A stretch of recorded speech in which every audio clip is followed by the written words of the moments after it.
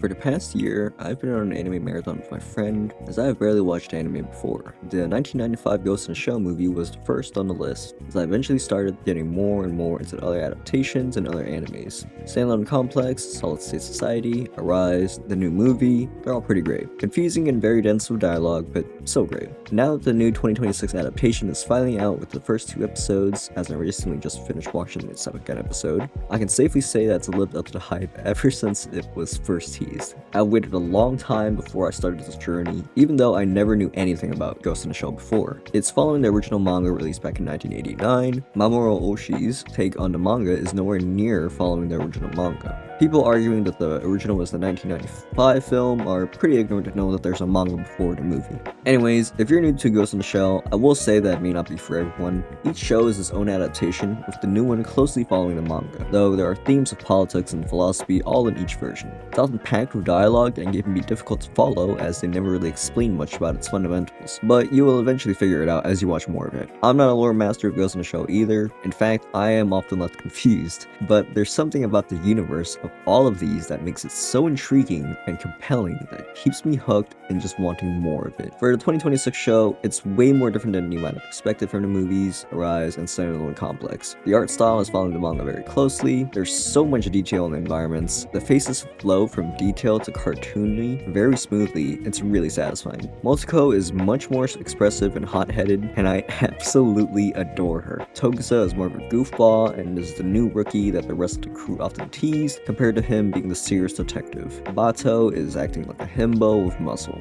However, all of these funny expressions and personalities during these missions don't stray away from the seriousness, as they do still lock in and focus during missions. We were robbed of some of the faces in the manga though, like Motoko sticking her tongue out to Aramaki, or the dot eyes on Motoko being surprised, even though they left it for Ishikawa. The character designs are also really great, as there's a lot of different outfits for each character, with Motoko having up to 40 different outfits. I would love to see an art book or concept art posted to see them. I also hope to see more of that white trench coat and blue bodysuit as well, as that one is one of my favorite outfits. I've seen complaints again that the show looks cartoony and that it'd be for kids, which I think is such an immature take. Yes, Motoko having a threesome is totally family friendly. Just because it is colorful and expressive doesn't mean it's for children. People still haven't learned that animation is not always meant for kids. I just don't get it. Anyways, now for the story. It follows Motoko Kusanagi forming a squad under public security called Section 9, performing different operations, fighting against cyber crimes and terror attacks, with Chief Daisuke Aramaki as their leader. There currently isn't much to go off of just yet, as if I remember correctly from the manga, there will be more of an episodic formula for now, with a series of different cases, until they eventually encounter the Puppet Master,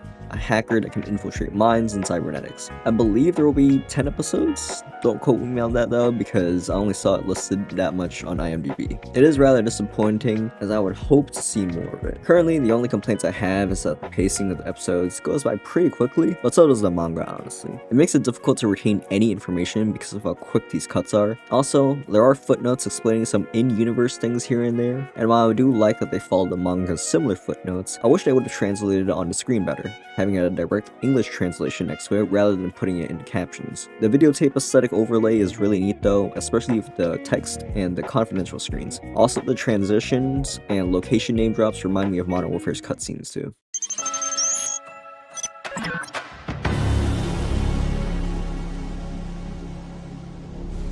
仕事だ少佐、南新居浜4区水仙と合流しろ。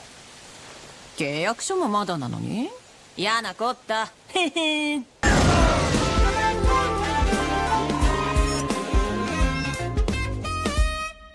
As for the music, I thought it would be a step down from Standalone Complex, as there isn't any Yoko Kanno or Origa, sorry if I mispronounced that, but I was definitely proven wrong. I still really enjoyed the intro and outro songs, with some of the songs in each episode also being from some of the teaser trailers. They're all great bangers. Both shows have such good songs. God, I can't make up my mind with all this peak. Lastly, the voices are pretty decent. I do enjoy it, but at the same time, I think Standalone Complex set such a high bar with both subbed and dubbed that it's hard to top it. I do prefer sub a bit more though in this show, as Maya Sakamoto, the voice of younger Motsuko in the 1995 movie, as well as Arise, does voice Motsuko here, so it's a nice touch. Suzy Young, the voice of Makima from Chainsaw Man, and Piper from Zenless on Zero, voices her, and I think she does a pretty good job. There's also Nick Apostolides from Resident Evil, voiced Leon, voicing Togusa, Lizzie Freeman, voicing Fuchikoma, which, as you may know, Pomni from Digital Circus, and Chisato from Licorice Recoil, and Tony Weaver as Saito. There's Sungwon Cho as Aramaki, who voiced a lot of different characters and many different things too. Personally, this is up there with Standalone Complex and Oshi's movies. I genuinely enjoyed all of the versions of Ghost in the Shell. Even Arise had its moments. Although, I honestly haven't watched 2045, unfortunately, as I just can't get used to the 3D look. I've said it before though that I'm sure it's probably good too and has its moments, but I'll skip that one for now.